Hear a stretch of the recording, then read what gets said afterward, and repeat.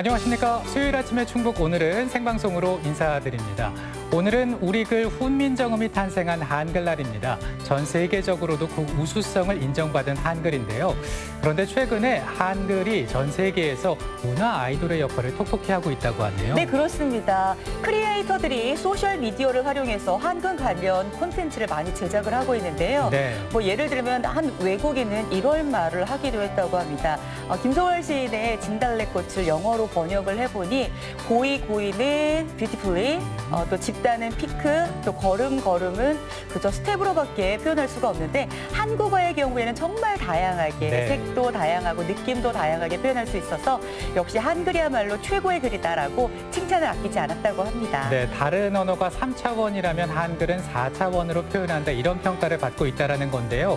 오늘이 한글날이니까 한글 좀 공부하고요. 더 잘 쓰고 또 아껴보자, 이런 마음 가져보면 좋겠습니다. 네, 평소에 우리 글에 대해서 많이 사랑하고 있으시죠? 네. 이제부터 더 많이 표현하시면서 한글의 우수성을 더 경험했으면 좋겠습니다. 네, 오늘 첫 소식은요, 우리 충북 지역의 이슈를 좀 살펴보는 시간입니다. 투데이 브리핑 준비하고 있습니다. 자, 보도국의 이태연 기자 나와 있습니다. 안녕하세요. 네, 안녕하세요. 안녕하세요. 반갑습니다. 자, 이번 한 주에도 다양한 사건, 사고가 있었던 그런 주였는데요. 네. 그 소식을 좀 정리해 주시기 바랍니다. 네, 우선 오늘 첫 번째로 준비한 내용은 화성 연쇄살인 사건의 유력 용의자인 이춘재와 관련된 내용입니다. 번번이 경찰 수사망을 피해갔던 이춘재는 지난 1994년 청주에서 처제를 살해한 뒤 붙잡혀 현재 부산교도소에서 복역 중입니다. 그런데 이춘재가 최근 10차례의 화성 사건 외에도 5차례의 추가 살인과 30여 차례의 성범죄를 저질렀다고 자백했습니다. 네. 네. 자, 지금까지 알려진 것 이외에도 이렇게 많은 추가 범행을 했다라는 것이 사실 그 보도 자료가 나올 때마다 믿기지 않는다라는 반응이었는데요. 추가 범행이 다 사실로 증명이 된 건가요? 네, 물론 아직까지는 자백에 불과합니다. 때문에 경찰은 현재 이춘재의 진술과 당시 발생했던 사건들을 맞춰나가며 사실관계를 확인하고 있습니다. 그런데 이춘재는 5건의 추가 살인 중 2건을 청주에서 저질렀다고 진술을 하고 있습니다.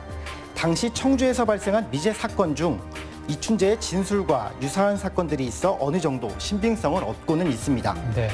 이 처제 살인 사건 외에도 청주에서 2건의 비슷한 사건이 있었다, 이런 얘기도 들었는데요. 어떤 사건입니까? 네, 우선 지난 1991년 1월 청주시 가경동에서 발생한 10대 여성 살해 사건입니다.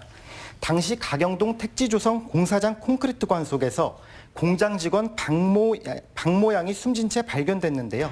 박양의 당시 나이는 17살로 박양은 공장 일과 야간 학교를 다니며 학업을 이어갔던 것으로 알려졌습니다. 네. 박양의 목에는 목 졸린 흔적이 남아 있었고 양손은 뒤로 묶여 있었습니다. 입은 속옷으로 틀어막혀 있었습니다.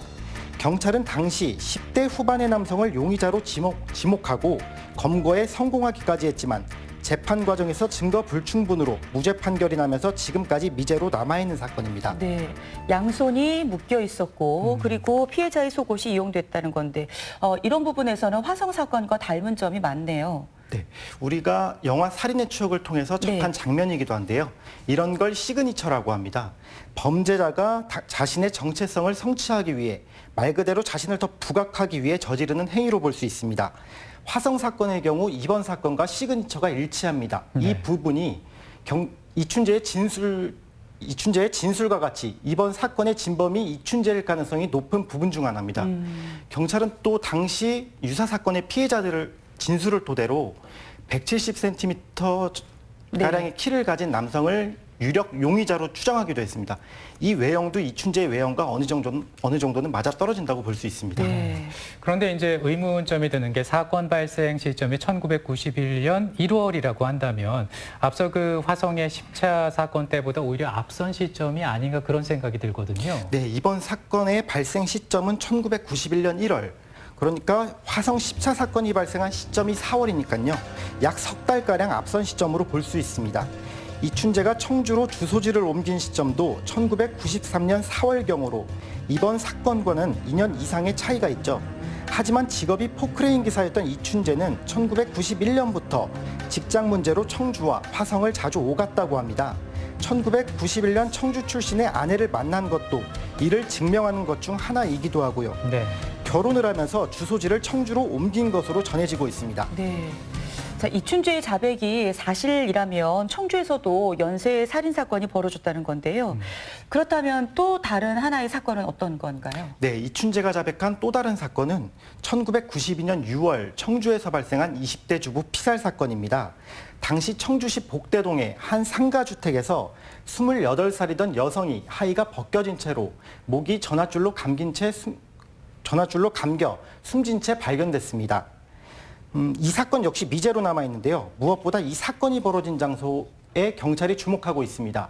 이춘재가 처제를 살해했던 장소와 불과 몇백 미터 떨어지지 않았다는 점이 이춘재의 진술에 어느 정도 신빙성이 있지 않나 경찰은 이렇게 보고 있습니다. 네. 지금 이제 이춘재 자백과 맞아떨어지는 두 사건에 대해서 좀 얘기를 해봤습니다. 이 밖에도 당시 청주를 살펴보면 그 당시에 그 유사한 사건들이 또 있었잖아요. 네, 방금 언급했던 두 건 외에도 이 당시에는 청주에서 유독 미제로 남은 살인 사건이 끊이지 않았습니다. 1991년 3월에는 남주동에서 20대 주부가 살해됐는데 이 여성 또한 입에 재갈이 물리고 양손이 결박돼 있었습니다. 1992년 4월 청주시 강내면에서는 20대 여성이 안매장된 사건도 있었는데요. 40cm 깊이 땅속에서 알몸인 상태로 발견됐는데 이 여성도 스타킹으로 양손이 묶여 있었습니다. 공교롭게도 사건 발생 시점이 이춘재가 청주와 화성을 오갔던 시점이랑 맞아떨어지고 이춘재가 처제 살인 사건으로 붙잡힌 뒤에는 이런 사건들도 언제 그랬냐는 듯 사라집니다. 네. 자, 그렇다면은 이춘재의 자백 이외에도 이런 사건들을 다시 한번 좀 살펴볼 필요가 있지 않을까 싶네요. 네, 이춘재의 자백에 앞서 많은 전문가들이 우려했던 부분이기도 합니다. 네. 화성 10차 사건과 처제 살인 사건, 그 사이 공백기에 발생한 미제 사건에 대해 들여다봐야 된다는 건데요.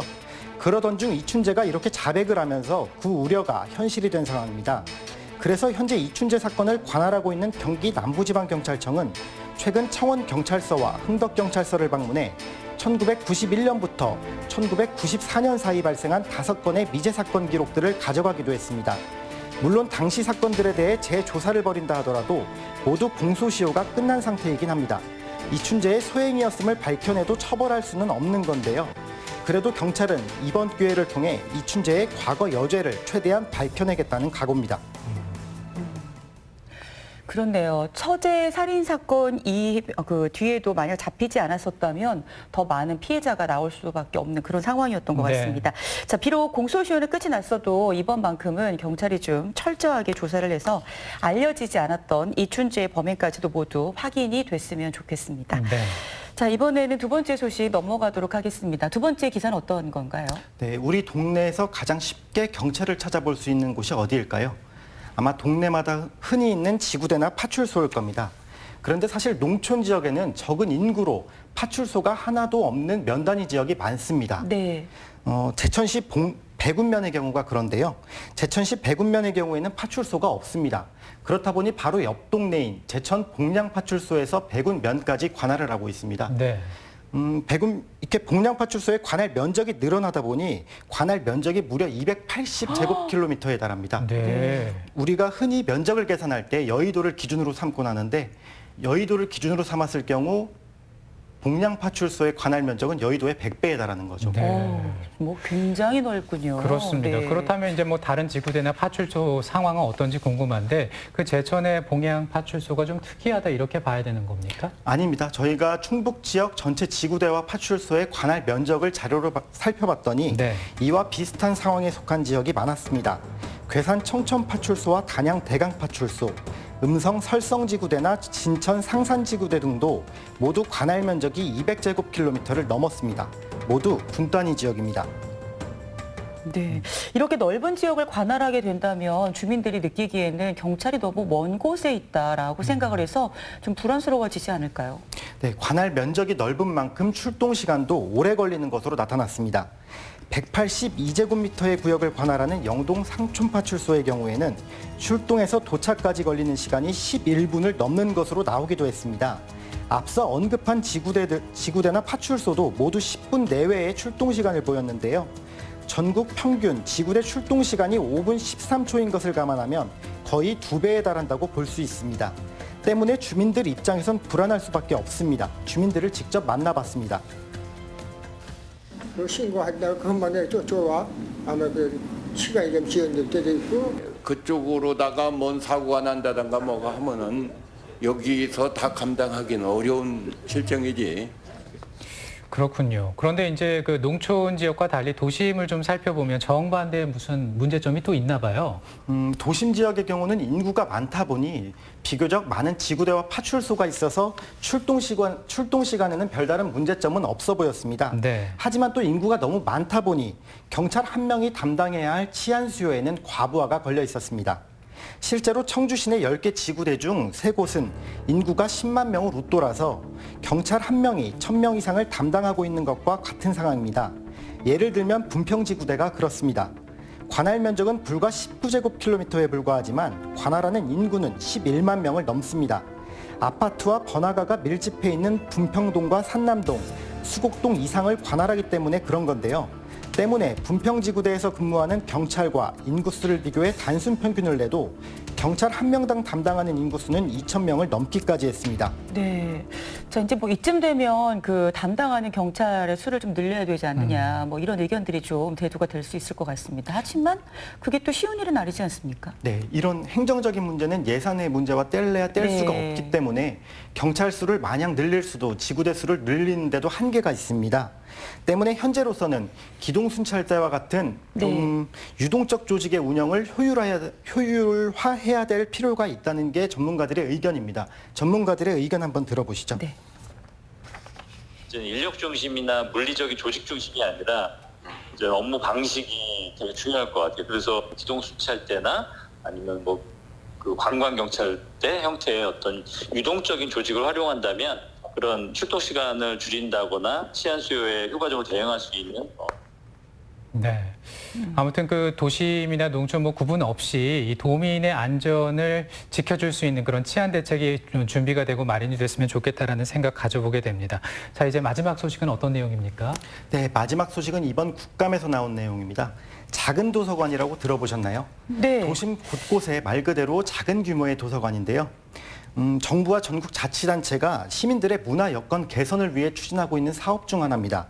그런데 지난 3년 반 동안 전국에서 2,400여 곳에 작은 도서관이 휴관 또는 폐관한 것으로 확인됐습니다. 청주 지역만 살펴보더라도 224곳 중 40%에 해당하는 88곳이 문을 닫았습니다. 참 그 작은 도서관이라고 한다면 네. 지역 주민들이 이용하기에 참 편리하고 그러니까요. 또 실제 도움도 될 것 같은데 이게 문을 계속 닫고 있다. 뭐 특별한 이유가 있는 건가요? 특별한 이유는 아니고요. 이유가 오히려 단순합니다. 운영 인력이 부족하거나 아예 없습니다. 네. 청주 지역만 살펴보더라도요. 도서관 중에 사서 등 직원이 있는 곳은 단 3곳에 불과한 게 현실입니다. 때문에 이용객 감소는 필연적인 상황일 수도 있는 건데 이렇다 보니 아예 폐관 신고서를 접수한 도서관들도 있었습니다. 그렇군요. 그러니까 네. 이제 직원이 없다라는 얘기인데 사실 뭐 이런 시설에 세금이 더 투입되기도 하는 거 아니겠습니까? 어떻게 또 이렇게 인력이 부족한 겁니까? 네, 의도는 좋지만 좀 제도적 뒷받침이 부족하다고 볼 수 있는 부분입니다. 작은 도서관은 사실 누구나 운영할 수 있습니다. 갖춰야 할 기본 여건이 책 1000권에 좌석 6개 등 시설 기준만 갖추면 혼자서도 운영이 가능합니다. 이렇다 보니 지난해 청주의 작은 도서관 가운데 35%가 D와 F 등급, 부실 등급을 받았습니다. 문제는 개인이 운영 가능하다고 하더라도 세금이 투입되지 않는 건 아닙니다. 청주시는 한 해 2억 8천만 원의 보조금을 지원하고 있습니다. 전국적으로도 지금까지 모두 630억 원이 넘는 예산이 사용됐고 올해 배정된 예산만 해도 230억을 넘습니다. 예산 낭비를 막기 위해서라도 보다 실질적인 개선책이 필요하다는 지적입니다. 김수민 의원의 얘기 한번 들어보시죠. 시설 개선이나 인력과 예산의 효율적인 지원 방안을 좀 마련을 하고요. 또 행정 업무 개선을 위한 직원들의 전문성 교육. 네. 네, 김수민 의원의 말과 같이 좀 더 기준을 강화할 필요가 있어 보입니다. 등록 기준을 시설에만 국한시킬 것이 아니라 인력에 대한 조항도 같이 집어넣어서 운영 안정성을 높일 필요가 있어 보입니다. 네. 자, 한 주간 동안 또 어떤 그 주요 뉴스가 있었는지 살펴보았습니다. 네. 투데이 브리핑 보도국 이태현 기자와 함께 하셨습니다. 고맙습니다. 고맙습니다. 네.